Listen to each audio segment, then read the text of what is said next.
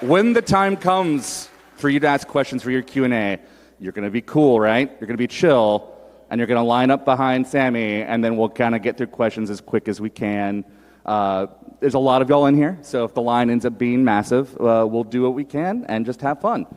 So, with that in mind, are y'all ready to spend some time with some cool friends today? That's fantastic. Well, with that in mind, let's start bringing them out one at a time. Sissy, are you back there? Sissy? Sissy Jones, everyone. Big round of applause for Sissy. Right here. Yeah, be easy now. Take that one. Yeah. Yeah, it's fine. So much pressure, no pressure. All right. Backstage, Nikki, are you back there? Come on out, Nikki.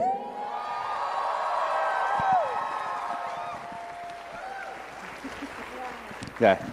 Hold on, give it 2 seconds. All right, and for now, we have one more on the way, but I want to go ahead and bring out our creator of this fantastic fandom, Dana. Dana, you back there?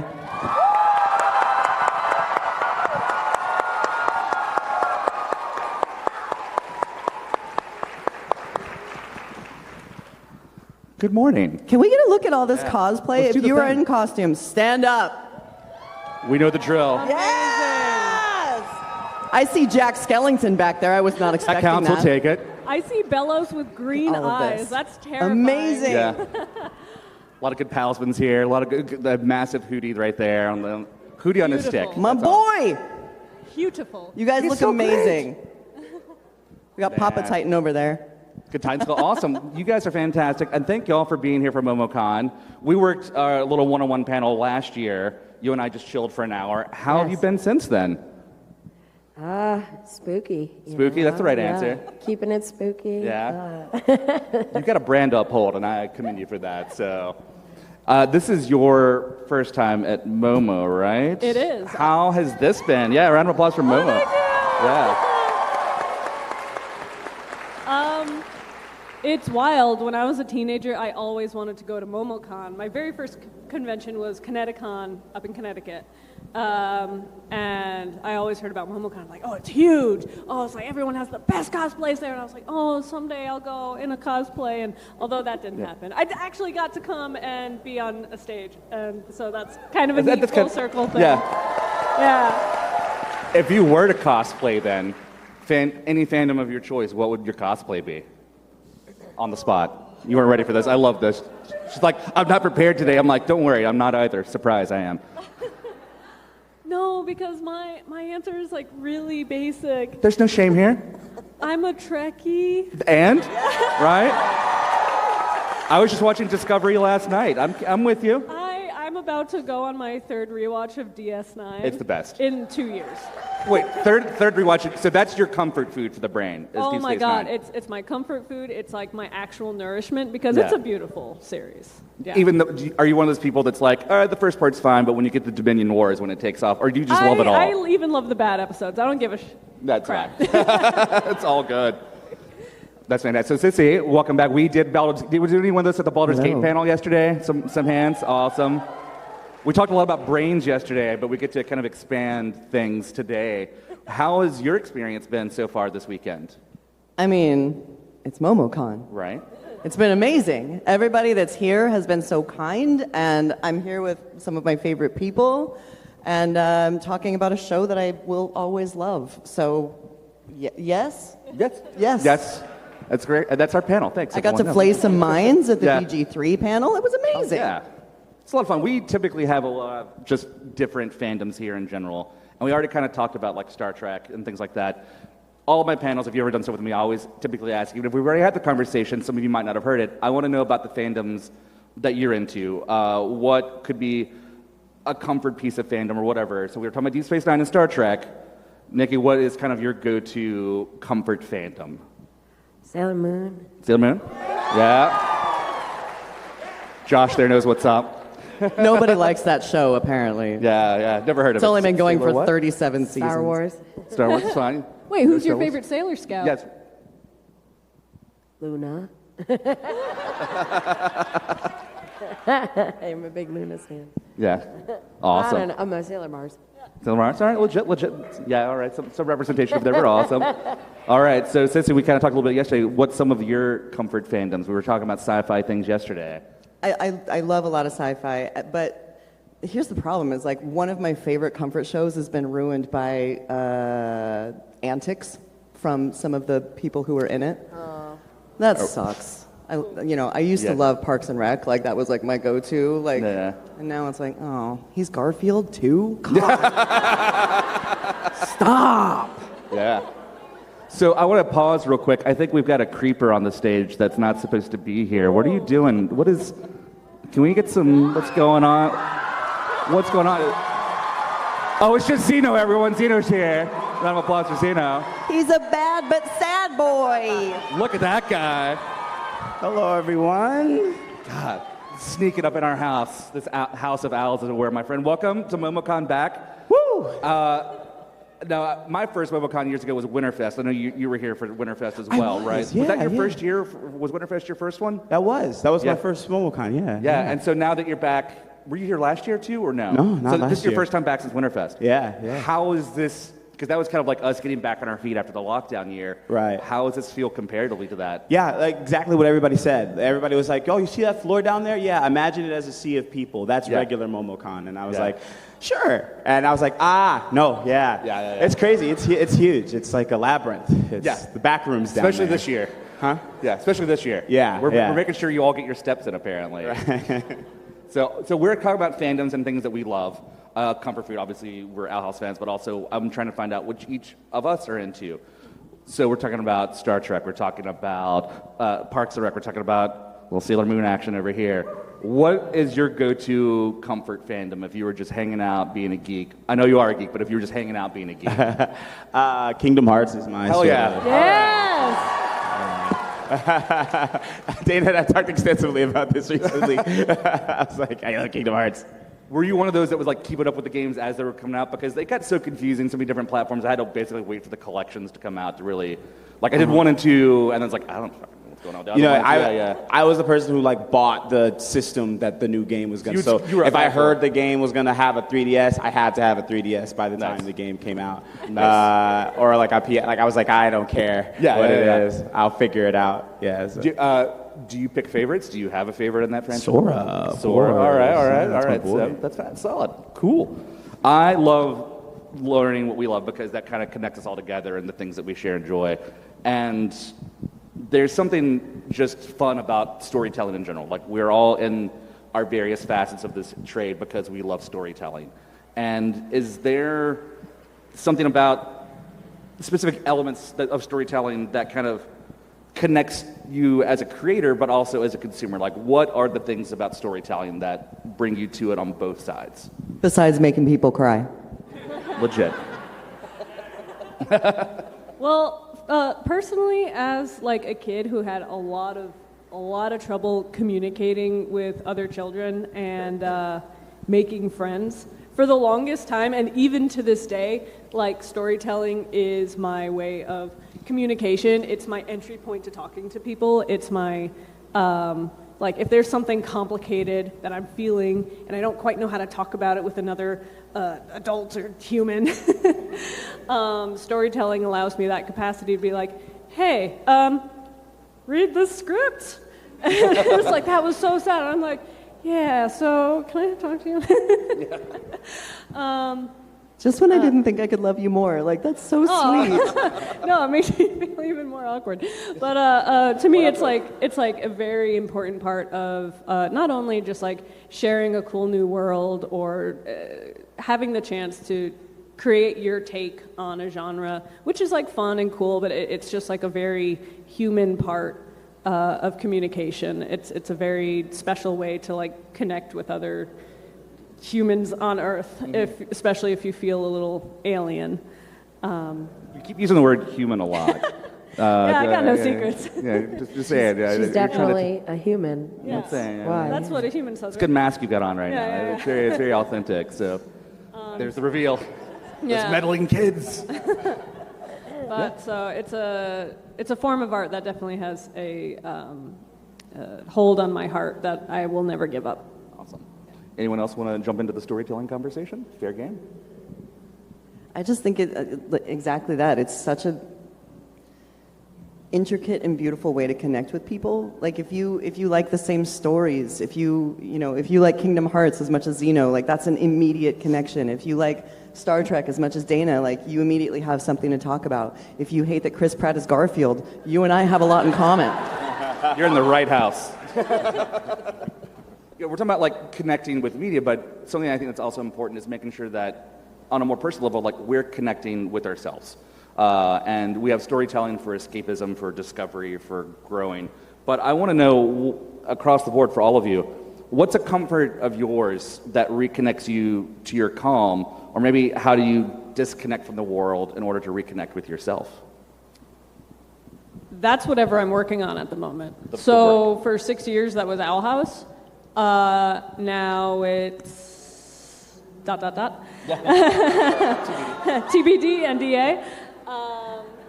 We're all friends here. It's fine. No one's watching. Yeah, let me just say it into a microphone. Yeah, it is. I have a hard time actually connecting with, like, yes, I love Star Trek, but I wouldn't say I'm in like the Star Trek fandom. I have a hard time connecting in a fandom, but that's why I make my own stuff, because I'm like, okay, this is my world. This is like, I'm creating my own rules. I can feel comfortable here and then share it with other people, which is fun. It's like, I'll drag you in here. Nikki, are there ways that you like to reconnect with yourself? Yeah, I read a lot. Yeah. I listen to like audiobooks when I'm being a human and adulting and can't like squirrel away for 20 hours like I would want to. Or gosh, if I'm like feeling all of the feels, yeah, maybe like put on a movie or a cartoon or, you know, binge something and just like lay there and let other people's feelings let me into mine or something. Just kind of like the wave after wave. Of Yeah, that like, you know, when experience. you're like, I can't get into this with myself. Yeah. But I could like, you know, put on a really sad movie and be like, I don't know. I'm trying to think. You're asking like very mindful questions, and I don't have great answers. You don't have to be. I'm just trying to catch you off guard with the serious stuff early in the morning. 'Cause You've I know done it. We're not awake yet. Yeah, so. and the coffee line was Yeah, too yeah. long. I mean, last time you were here, we talked about like how I thought you were a Ren Fair kid at heart, but Yes. you actually weren't, right? So Yes, no, but it's who I want to be. Like you, that's what I aspire to be. Yeah. Bo said she's gonna take me to the next Ren Fair. Just Yeah. show me the ropes. we're making sure that happens. Yeah, so I'm working on it. All right, we'll get you there eventually. Trying to be the person you want me to be. We'll keep on going down the line here. Howard, do you find ways to reconnect with yourself out with all the nonsense going on today? What's your time?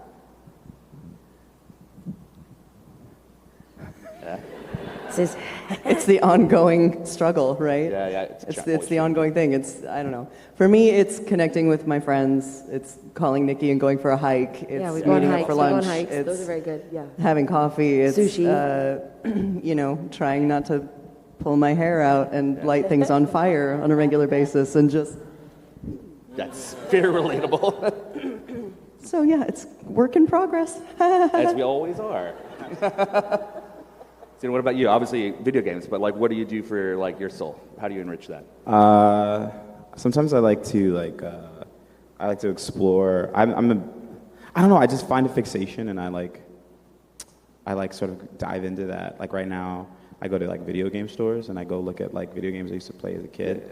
And like my inner child is really precious to me. So like connecting with him is like very much like, oh yeah, there's something pure in the world, you know.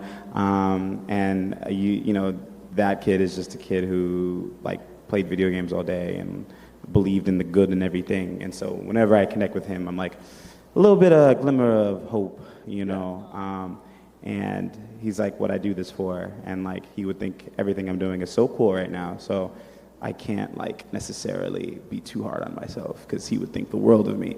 And so like, yeah, like especially if I'm on the floor, like I'll go walk the floor and like look at the art and look at like all the cool figures and stuff like that. And that's like a way I connect with myself because it connects me back with my interests as a kid. So that's sort of what I try to do. Oh yeah, inner child. We love the healing there. I think one of the things that I think the privilege of this line of work and doing conventions is you all get to travel a lot. And I think I saw someone went to the aquarium. Y'all hit up the aquarium.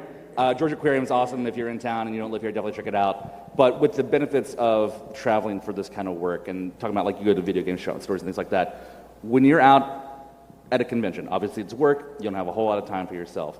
But what are some places that you never thought you would have been able to have actually witnessed and been to, and thanks to convention life and this travel? A drag show in Birmingham, Alabama.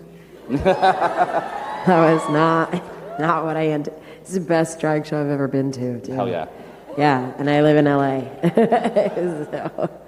I love that. I saw a firefly like 2 days ago. I've never seen one in my life. Wait, seriously? I was like, Buddy, we got to get you down here more often. I was What's going on? is that a? And it was like little flicker. I was like, whoa. Wait, do y'all call them fireflies or lightning bugs?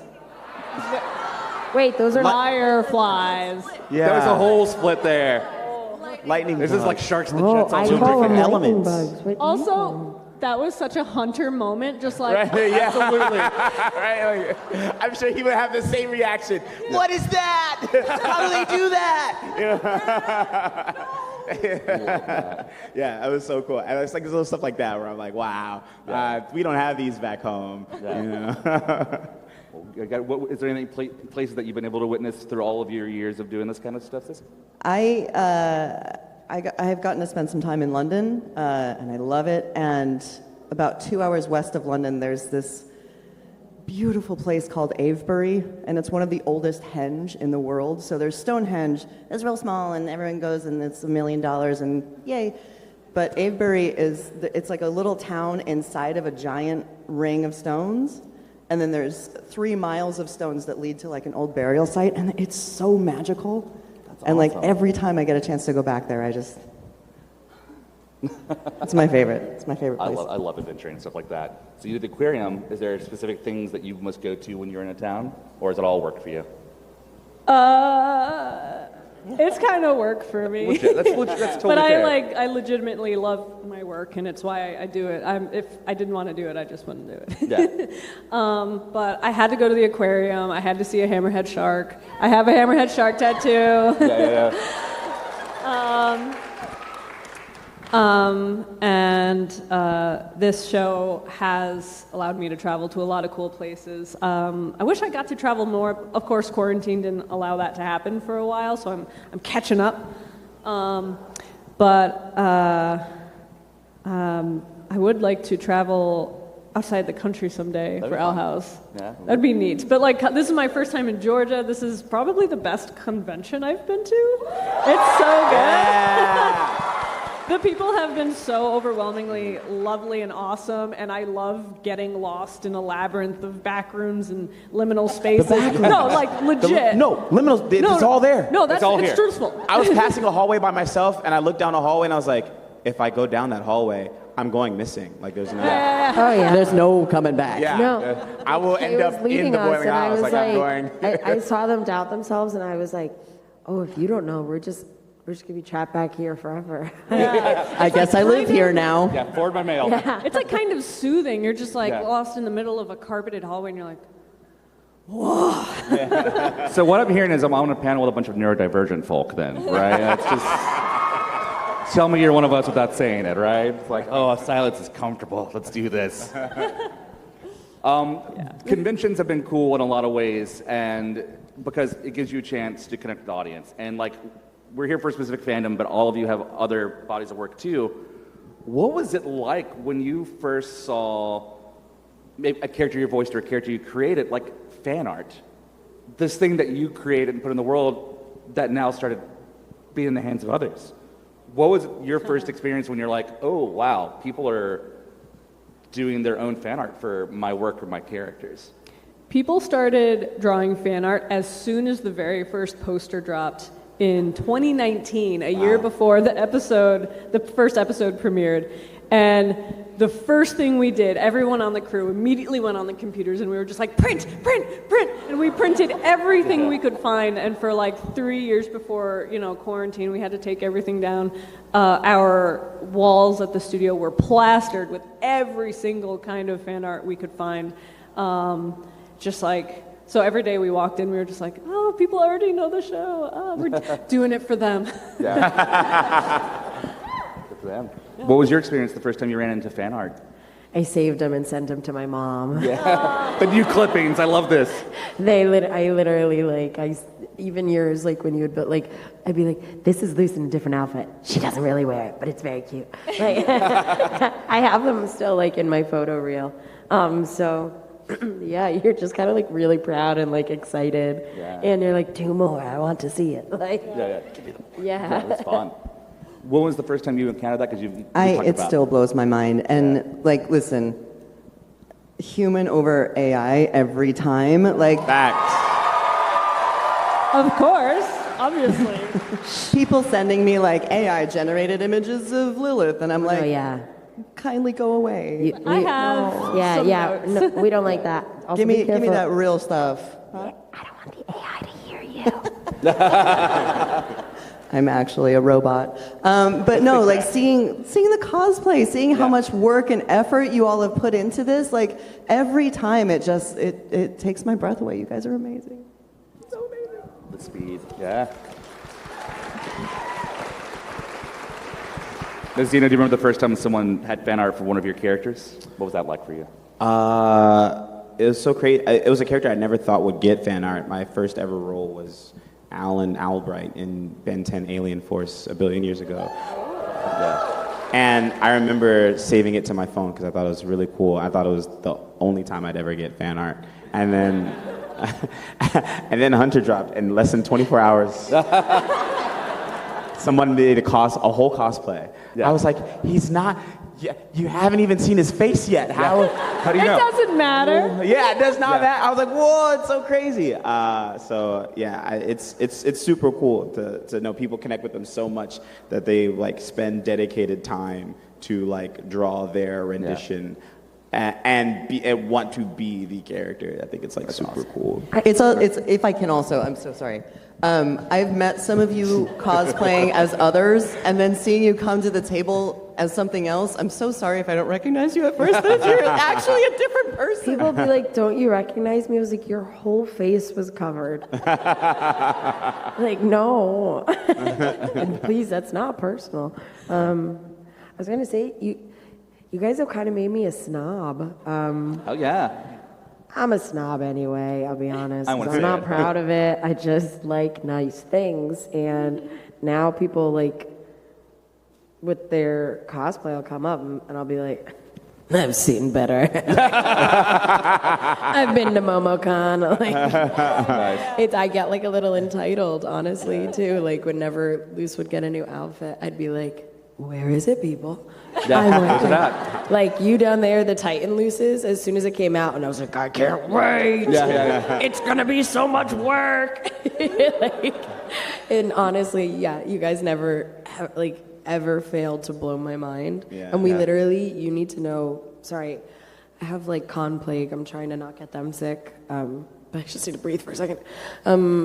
I just gotta say, yeah, like when we leave here, we go home and talk about you all and like your fan art, and we absolutely like text it to each other. And we're like, "Do you see this? This was so dope!" Like, Look at the embroidery on that one. yes, we'll Even be on the like, floor, "Perfect I'll be like, details." have you shown Dana? And I'll see her signature. I'll be like, okay, yeah, you've seen Dana. Okay, Yeah. make sure, or like, make sure you show Dana. Yeah. Yesterday, somebody carded in Belos' skeleton, and had me sign it, and I like Grant Gustin posed in front of it. Yesterday, I saw a Caleb with a floating bloody knife. Yes, over the his- Caleb. Oh, so It was the good. first Caleb I've ever seen, and I was telling them how cool it was. I was like, no one ever does Caleb, and because I was like, are you from the picture? And then they had me hold the knife. I was like, this is kind of morbid. You want me to hold the? They yeah, added and the some guts. extra detail. Oh, the guts. Yes, the guts. I was like, Dana would probably like that. Right? You just. Honestly, when they rolled up, Hopefully I that's had dope. no idea who they were. I was like, why are you like this? Right. Like, I was like, that's not in the Those are our fans. Yeah, that was wild. Right. Oh, I also saw two Steves yesterday, which is Yes. I finally Show saw yourself. There's another Steve over there. Yes. Yes. What's up, Steve? Okay, wait, and this Steve's name is Steve, which Yeah, was nice. super fire. Very on brand. And I saw like a Braxis for the first time, and I like screamed. Amazing. Yeah, so thank you guys. Like, it's like a new hobby for me just to like be judgy on now. Yeah. So. We're the Thanks. ones up here, but we're like fangirling and fanboying. I'm like, oh, you and you. Yes. And you. And like, well, people are like, "Are you gonna cosplay?" And I was like, "No, I'm not a stupid idiot. Look at them. I'm like 20 years behind in talent. Like, no."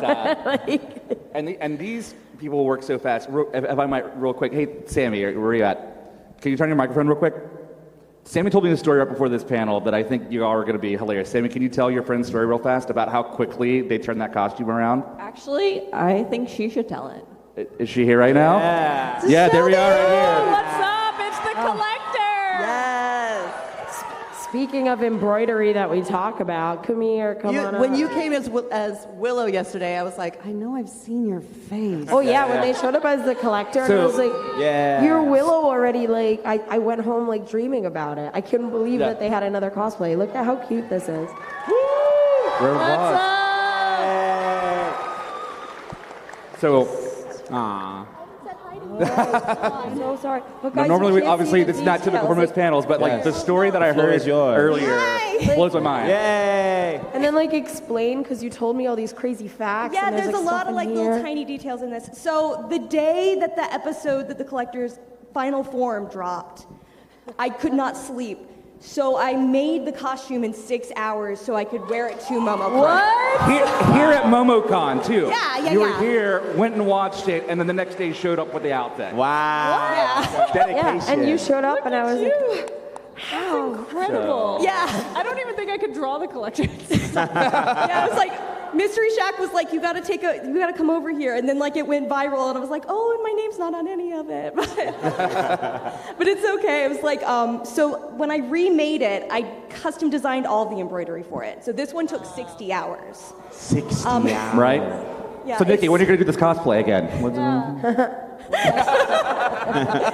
So it's fully embroidered from the bottom to the top with like little designs. It has Yeah. little like moons and stars on it. There's like and- little collectors all in my here.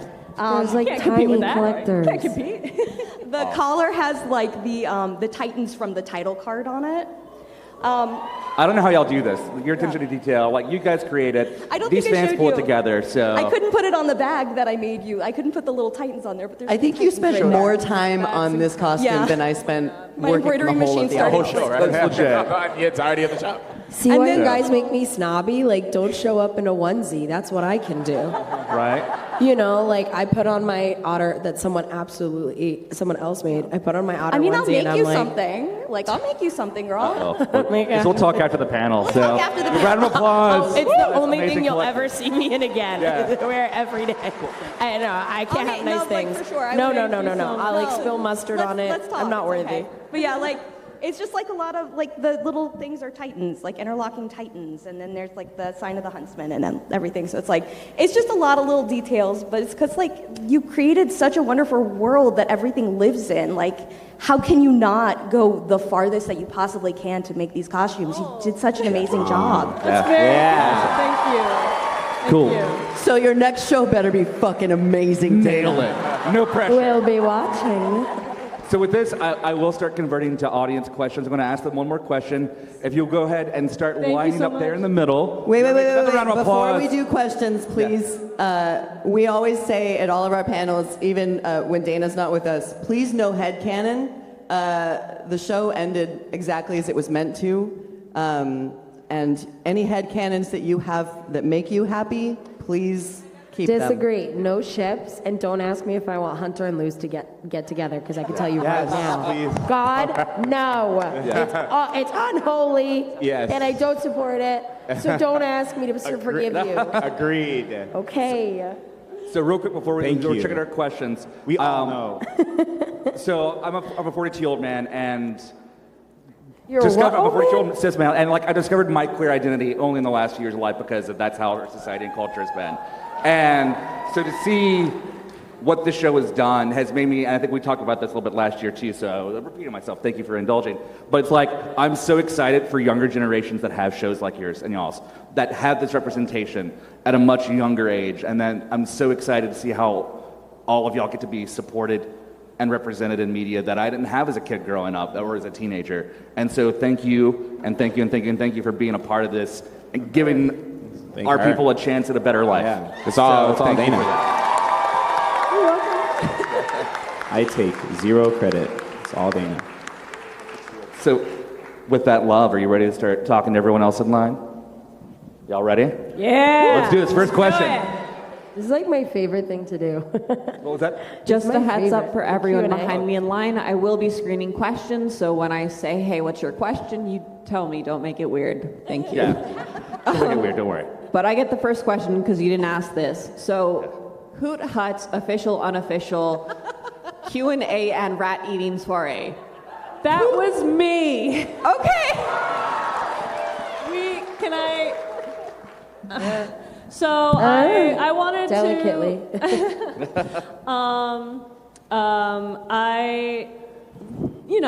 just calling it the Owl House Cast Q&A could be cute and all, but I was having a moment. And they kept And I was asking like, us, yeah, what what should we we- should call the panel, and we were like, Yeah, what should we call the panel? Should we just call it this? And I'm like, no. And so I texted this in all caps, like, it's the rat eating soiree. yeah, and then they sent it to me, and they're like, do you like this name? And I was like, I can't imagine anything better. I was telling Dana last night, I'm really disappointed you guys. I thought of it like after bakeries were closed, but I should have gotten like all these rat cookies, and we've just been up here like the whole time, but I messed up, and I apologize. But okay, to I'm be honest, underprepared. if we were like eating rat cookies while talking into a microphone, that could have been like. I would have done it. You brought rats for us, right? They're backstage. We're prepping them right now. Oh, rats for everyone. That's right. Look under your seats. Wait, hold on. No, Atlanta, don't do that. All right. like Oprah Winfrey. All right. Get a rat. All right. Ida? So, kind of in a related note, I was going to ask Adventures in the Elements, there's a exchange that goes on where, guess what day it is? Is it your birthday? And then Hootie goes, it's my birthday. When is Hootie's birthday? Is it today? Are we having a rat soiree in honor of Hootie's birthday? When was that day? Every day is Hootie's birthday. Every day is Hootie's birthday. So you're correct. Yes, it is today. Happy birthday, Hootie. Happy birthday, Woody! You're the best! Hello. My question is for Dana because I actually already asked Zeno this at a different convention. What would Hunter's first day at Hexside be like? Like his official first day, like for real, not just undercover. His first official day, I feel like it would actually be similar to Luce's, but somehow a little more chaotic. Like he wouldn't know what class to attend. He would walk into the wrong class. He would get lost in a Hexside. He would end up taking a class with like the detention monster that's trying to eat him, and he would just be taking notes like, oh, that's so interesting, actually. Like, how does your digestive system work? Oh, wow, that hurts. Oh, cool. I could see him trying to like imitate the school bell too. You'd scream back. To you too! Yeah, like you have no concept of what school is. So like you'd be like, I have to sit here? I mean, what? Why? Thank you. Hello. Hi. Hello. Good to see you guys. I have a question for it's mostly about in terms of concepts, but it also could apply to voice acting as well. How do you know when enough is enough when you have an idea, especially adding it to the final product? Enough is never enough. You start with the wildest version of your idea, you shoot for the stars, oh man, if I had all the money in the world and everything I could ever want, this is what I do.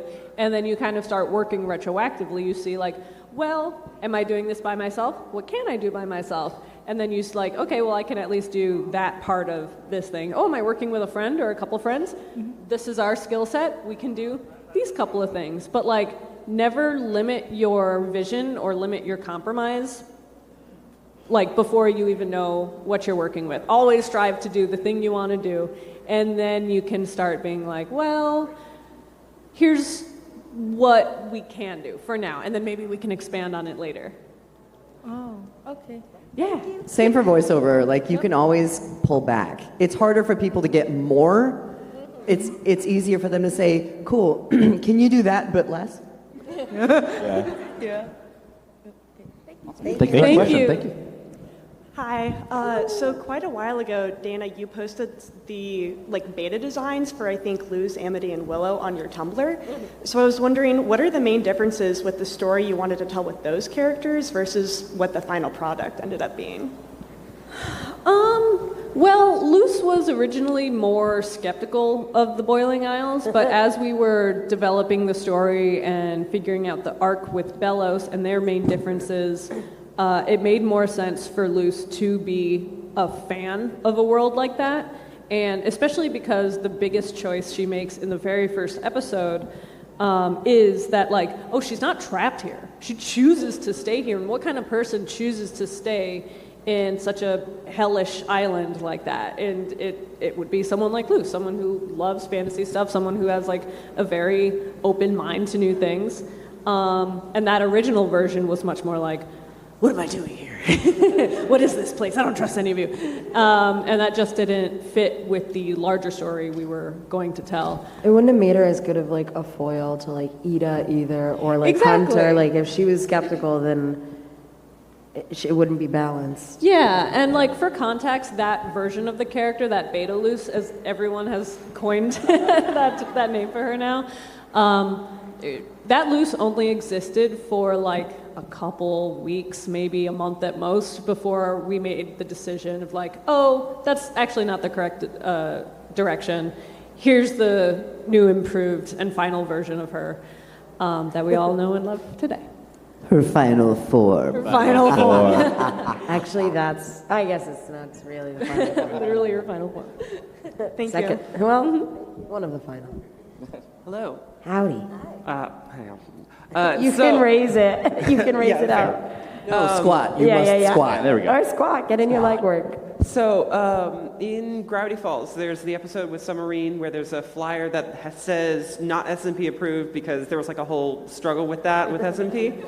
Is there anything like that in Owl House that you kind of had some conflict with them and kind of snuck something in or something like that? Flapjack? I still don't know how that happened.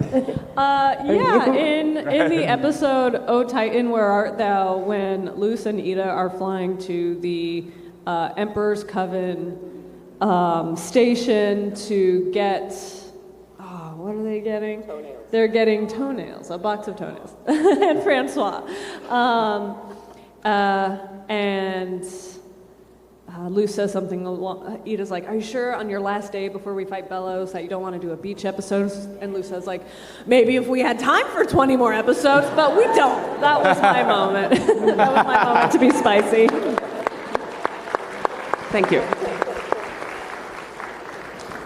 Oh, Lord. Hi. I just want to say really quickly, I was the Caleb from yesterday. So thank you.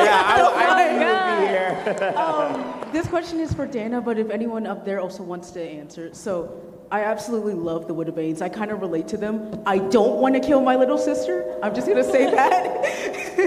But,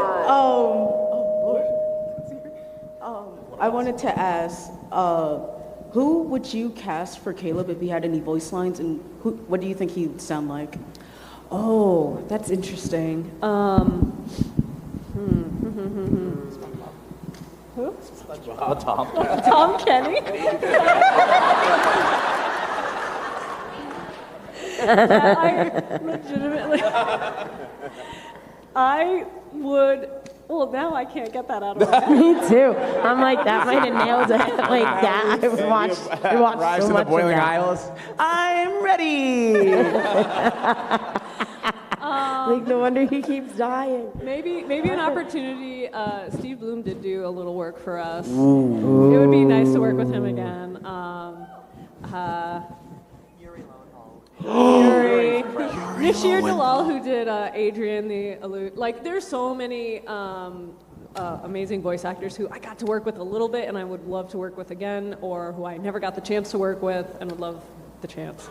So I can't pick just one, but That's I a think fun all those question. options would be amazing. I would yes, Tom Kenny too. I think would even do a great job. I would watch. Yeah, I'd really watch all of those. I Those are all would, yeah, really that would exciting. be so good. Thank you so much. Thank you. Are you just a giant owl? Do I not know what that is? Obviously, amazing. obviously. It's adorable. I don't know what it is, but I like it. Hello again. Hello again. I was going to ask a little bit about the whole didn't fit the Disney brand thing, but I'll save that for the dealer room because we want to keep it rather quick here. So I want to ask a question that my little circle of Owl House Twitter has been debating for pretty much years at this point, and maybe Dana can finally give the final answer. Who's taller, Luz or Amity?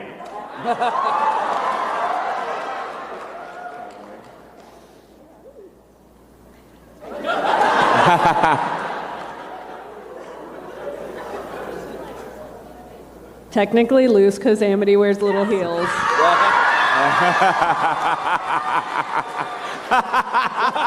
You have started a war. Look at this.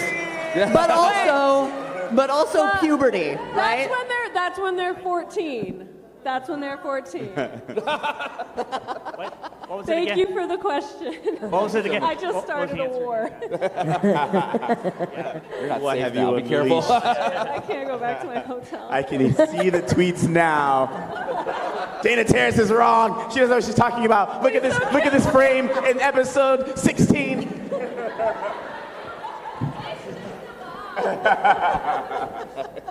Good word. What you got? Hi. My question is for Dana. You said a couple of times that you made the Owl House out of spite, but You're a spite worker too? Absolutely. What? That's a great move. This Let is what. spite take But you what was anywhere. it that got you to keep going, even with all the pressure from Disney and execs? And do you ever regret not pitching it or going somewhere else with the idea? I don't regret going to someone else with the idea. As much trouble as Disney gave me, they were the ones that offered me the budget that allowed it to be as pretty as it is, and they did allow me. They were the only studio that was interested in a 22-minute episode. 22-minute episodes, because whenever I would pitch it somewhere else, they were like, cool. Can these be 11s? And I'm like, I don't think that would be good for this story. Some shows work beautifully with 11-minute episodes, Adventure Time, Amphibia, Steven Universe, but 22 minutes felt right for us, and Disney did allow us to do that. And as far as what kept us going, it was the crew. The crew, we all worked so hard. We all loved and appreciated each other so much, and we were all so synced into the story. And I remember when I told the crew the news about what happened, it's like, guys, we're not going to be able to do season 3 the way we were envisioning. I'm so sorry I have to drop this. And it was months into COVID. We were all at the bottom emotionally already.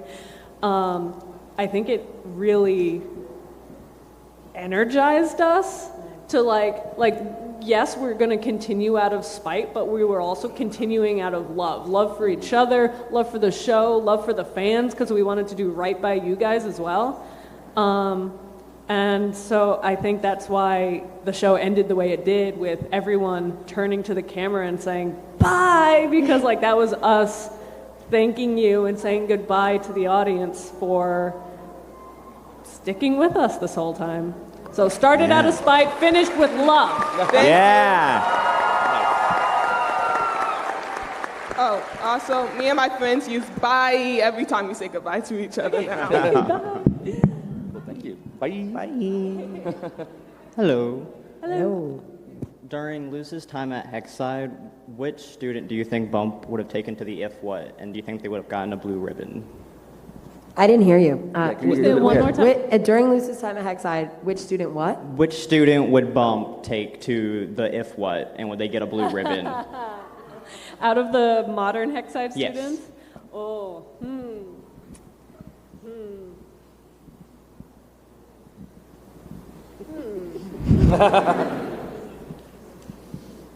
Oh, wait, give me a minute. Oh, well, I think he would have a hard time choosing between Amity and Willow at that point. And I think he would end up bringing them together because they ended up being like such a good team after Labyrinth Runners. Yeah, and they would kick butt. Thank you. All right, so I wanted to ask for like each of the characters you voiced, what was like your favorite line for them? And Dana can answer for any character. You guys go first. Yeah, it's all yours. Did y'all hear the question? Mine, yeah. Okay, make sure. She had a name this whole time. Because that was me. I was like, this whole time? Like, I didn't know either. So that was really fun. Are you my mother? Because that sounds like an awful lot of judgment.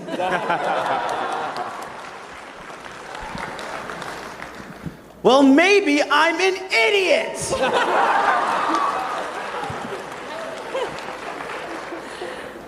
I quit! I'm going back to the Tiny Cat Coven! Yeah. Thank you. Thank you.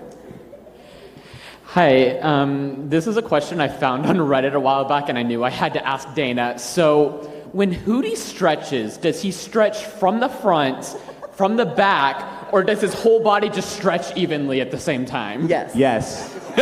This is the question we've been needing. Well, he's not stretching. It's not like he's making himself longer than he is. He just is. He just is. Silly question, really. Yeah. Just let that percolate for a while. Yeah. Don't try to figure it out. We tried. All right, thank you. Hi, I have a little bit of a loaded lore question for Dana, if that's okay. Sorry. Okay, so this is about Grimwalker stuff.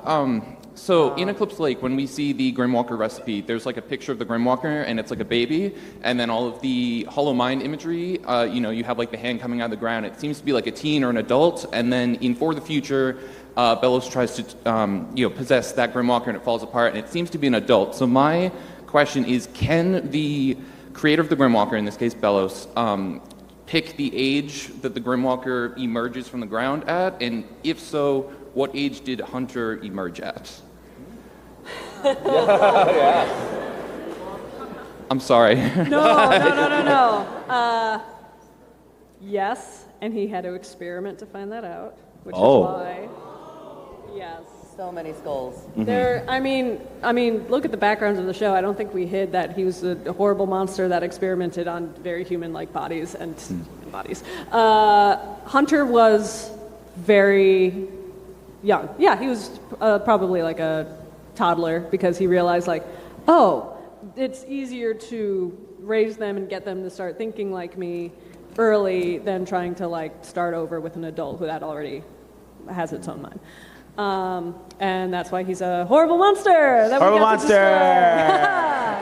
Can I just say, I love that you did not give Bellows a redemption arc. Yeah. Thank you for that. In Hollow Mind, even with the backstory, it's just to show people who are interested in picking out the details to be oh, this might be why he's like this, but no excuse there. Yeah, but you're still terrible. Yeah. No, it wouldn't have made sense. It would have made absolutely no sense to do that. Awesome. Thank you. Thank you. Thank you. Thank you. Okay, I have a question for Dana. So we know about blackjack, we know about waffles, but me and my friends need to know the answer. It's been driving since name for 2 years. What is Dell's palisman's name? Oh, we never revealed that? Oh my gosh. Toast.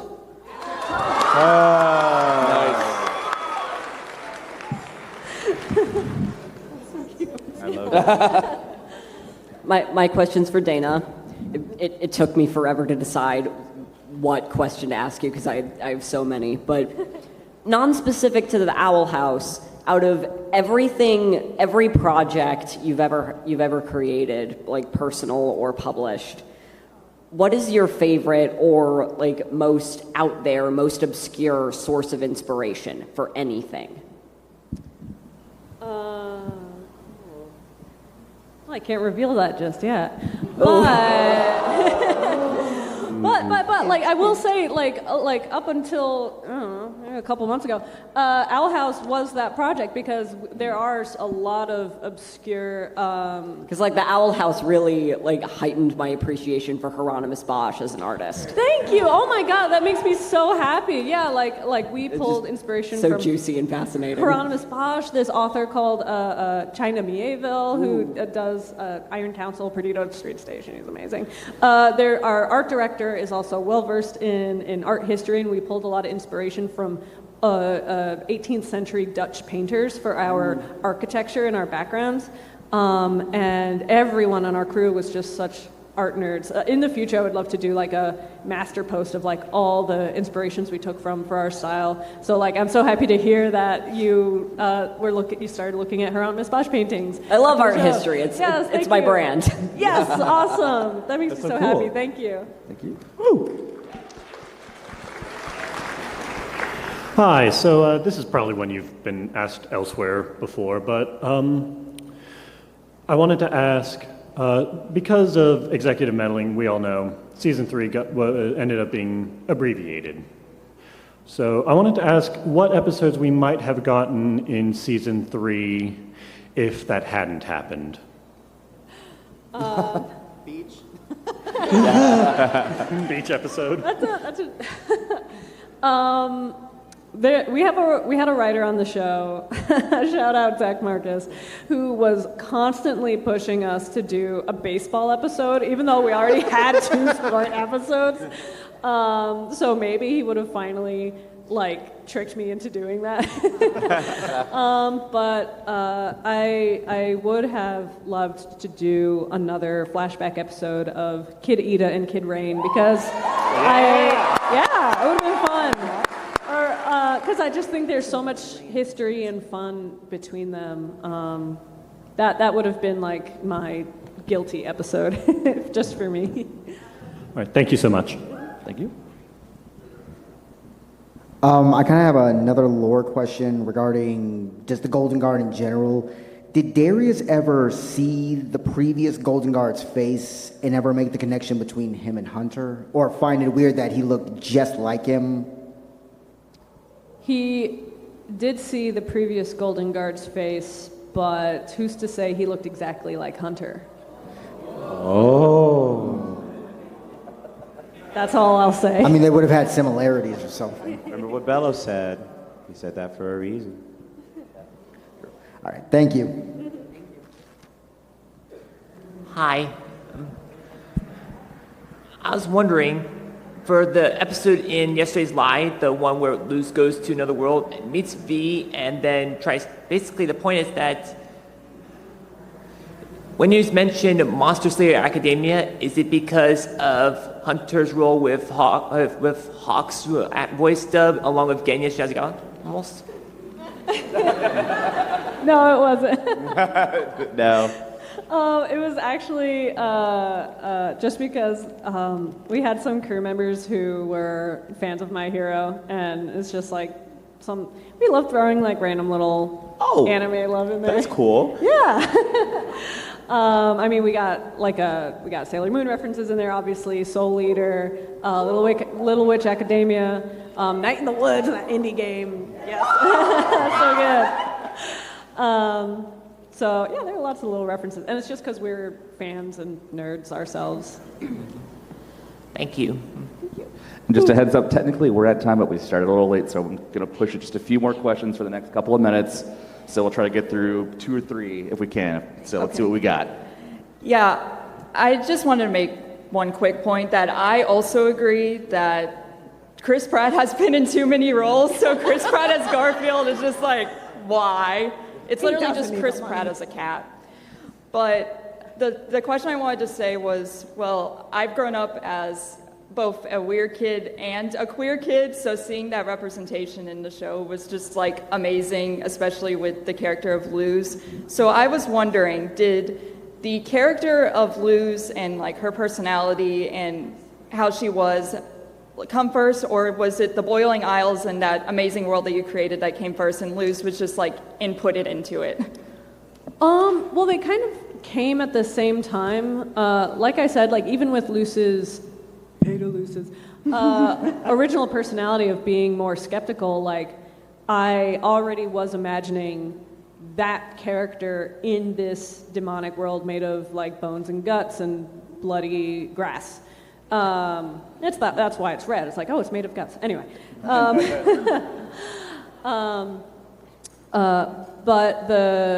But as we were developing the world to be more, a little more scary feeling, a little more like dark, her more bubbly, positive attitude started coming more to the surface because it's just a good contrast. Like contrasting elements in a story, whether it's between a character and a character and environment, Yeah. is just more interesting to write and to watch. Yeah, but thank you so much, and thank you for creating this amazing show.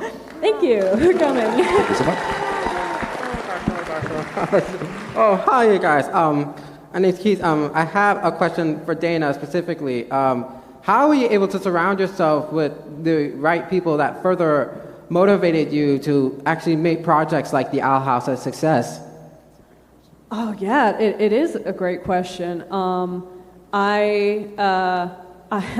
very skeptical of people who promise me the world. So actually, whenever someone comes and they want to collaborate with me, and it's like, I can do anything you want, I'm like, can you just like be nice though? I'm fortunate enough to work in an industry where I had already been working for a couple years, so I knew the artists, a lot of the like lead artists that I was working with. I already knew that they were dope people, that they had good personalities, that they could work well with others. That's such an important thing. Like, this is a team effort, so we all need to be able to work on a team. So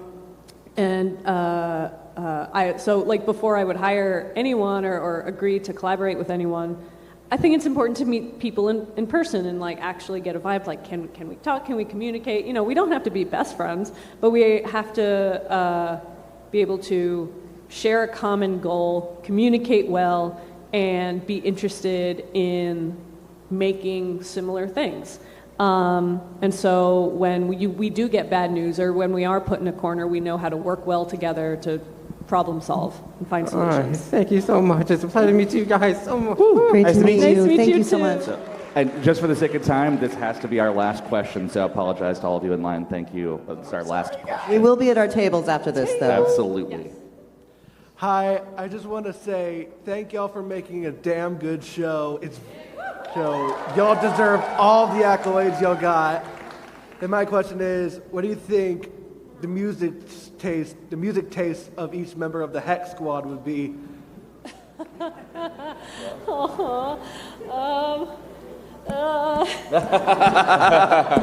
That takes way more brain power than I have right now. Okay, what would Luce's music taste be like? I get asked this all the time. I have no idea. I don't. It's like a She great would probably. question. I think she would listen to a lot of cover bands that cover her favorite like anime theme songs. That's I was like Yeah. definitely like some K-pop. I was gonna say K-pop. Yeah. K-pop person. And like I don't know, I always like to, but it just might just be what I like femme rock for sure, like some like like the Cranberries and like really dramatic shit. Yeah, like I don't know. That's legit. I can see Lilith like if people are observing her and perceiving her, she's only listening to like classical piano, maybe something baroque, harp. But like when she's in her room and she's got her headphones on, she looks around, it's just like metal. Is Shredite here? Diego, you here? Yes, she'd be listening to you all day. Your stuff is so good. Awesome.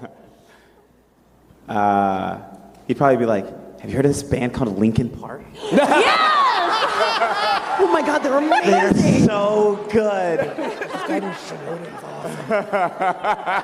like Hunter, like, hey there, Delilah. Awesome.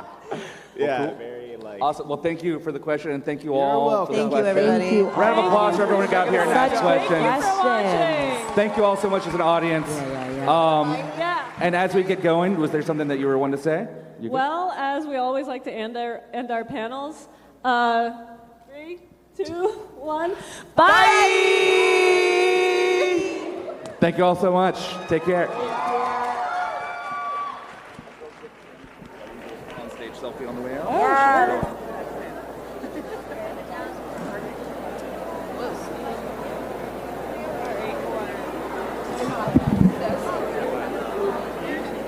Excuse me. Mike, stand. I do not want to hit your ankles. Sorry.